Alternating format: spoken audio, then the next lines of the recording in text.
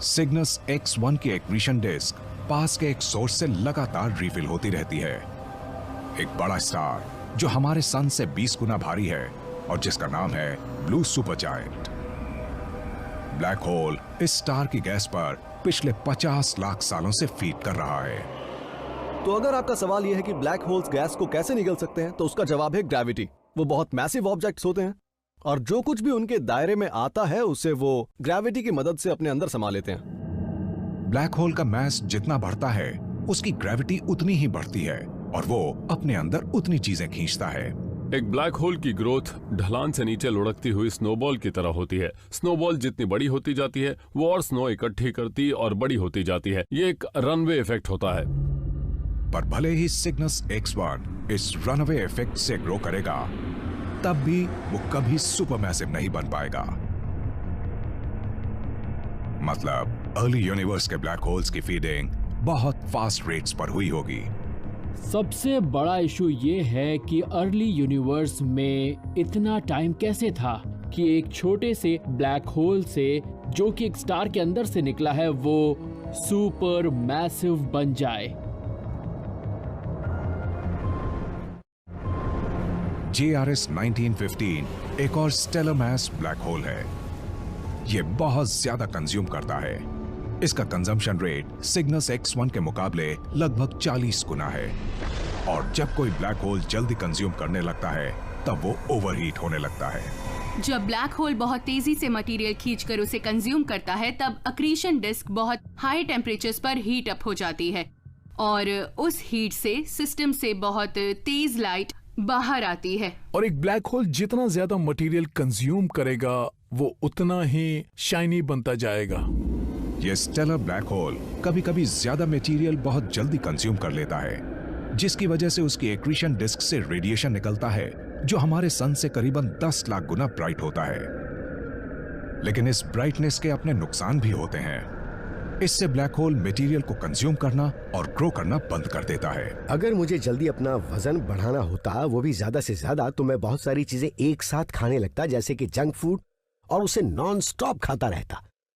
Black holes की problem ये होती है कि जब वो मटेरियल को कंज्यूम करने लगते हैं तब वो शाइन करने लगते हैं, और वो जितना शाइन करते हैं अपने खाने यानी मटेरियल को उतना ज्यादा दूर पुश कर देते हैं। उनकी ब्राइटनेस या ल्यूमिनोसिटी इतनी बढ़ जाती है कि वो आने वाले मटेरियल को दूर पुश कर देती है। इस फिनोमेनन को एडिंगटन लिमिट कहा जाता है।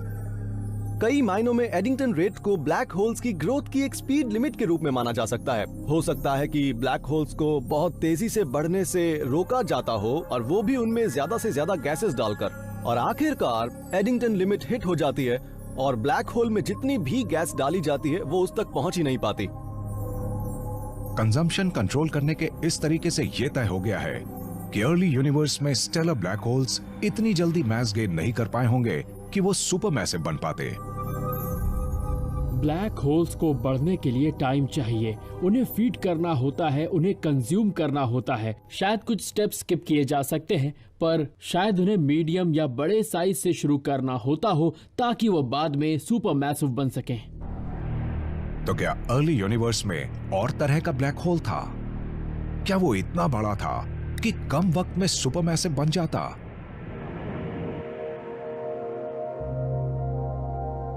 दो 2017 में एस्ट्रोनॉमर्स ने एक डेंस स्टार क्लस्टर को स्टडी किया जिसका नाम था 47 टूकनी, जो हमारी गैलेक्सी के बाहरी हिस्से पर था। उन्हें 25 पल्सार्स डिटेक्ट हुए जो कॉस्मिक लाइट हाउसेस की तरह घूमते और रेडिएशन छोड़ रहे थे। वो पल्सर्स किसी सेंट्रल ऑब्जेक्ट का चक्कर लगा रहे थे, और भले ही हम उस ऑब्जेक्ट को देख नहीं पाए, हम पल्सर्स के ऑर्बिट से उसके बिहेवियर को समझ रहे थे, और उससे पता चला कि वो सेंट्रल ऑब्जेक्ट कितना बड़ा था। जब कैलकुलेशंस की गई तब हमें पता चला कि उसका मास सन से 1500 से 2000 गुना था। यह उस ग्लोबुलर क्लस्टर के बीचों में छुपा हुआ था। तो वो इनविजिबल ऑब्जेक्ट आखिर है क्या? 47 टुकनी के बीचों बीच जो कुछ भी छुपा है वो जरूर बहुत ज्यादा बड़ा है, और वो ब्लैक कलर का है। एस्ट्रोनॉमर्स का मानना है कि वो एक बड़ा ब्लैक होल है जिसका मास सन से 1500 गुना है।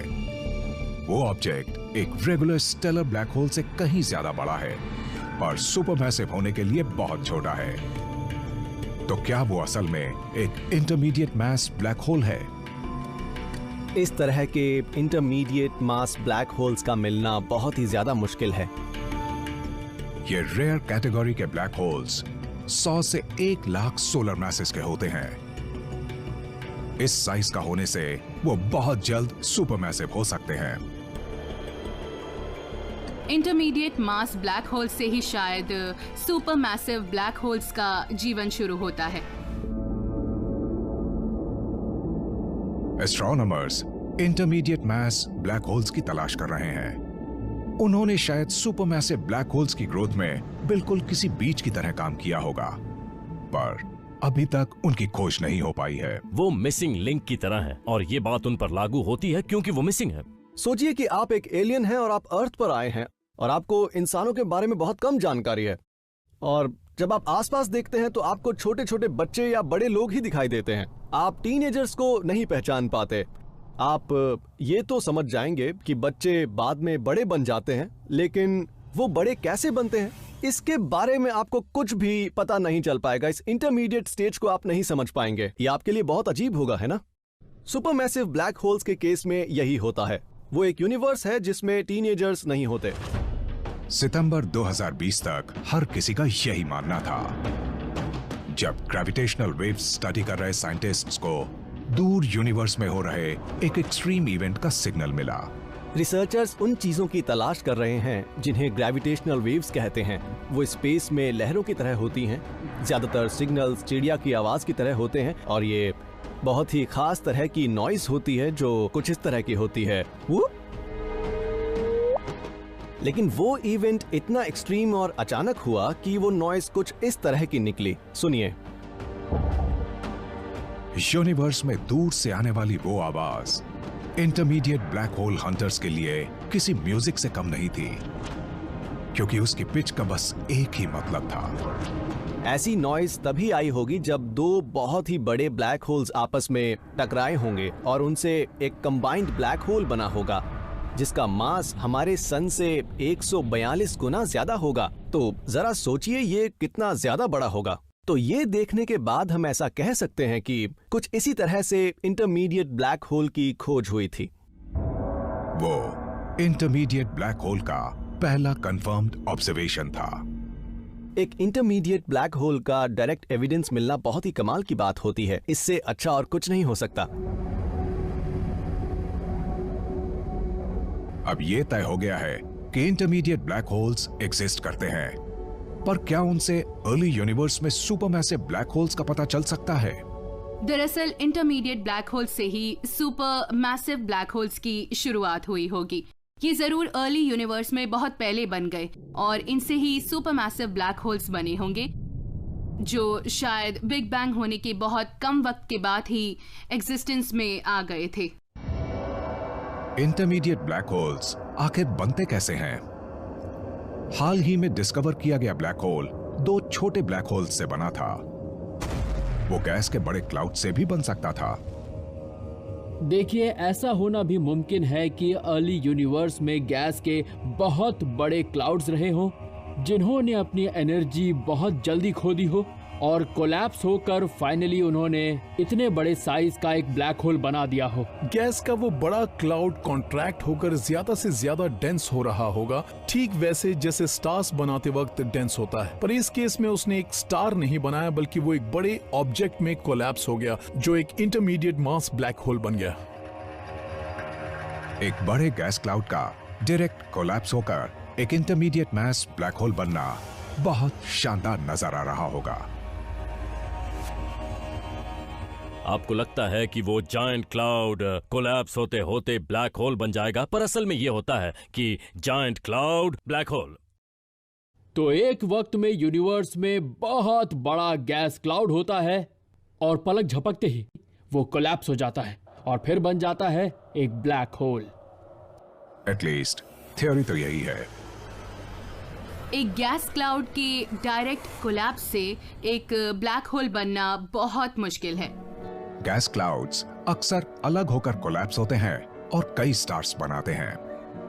एक ऑब्जेक्ट में कोलैप्स होने के लिए खास कंडीशंस होनी जरूरी है।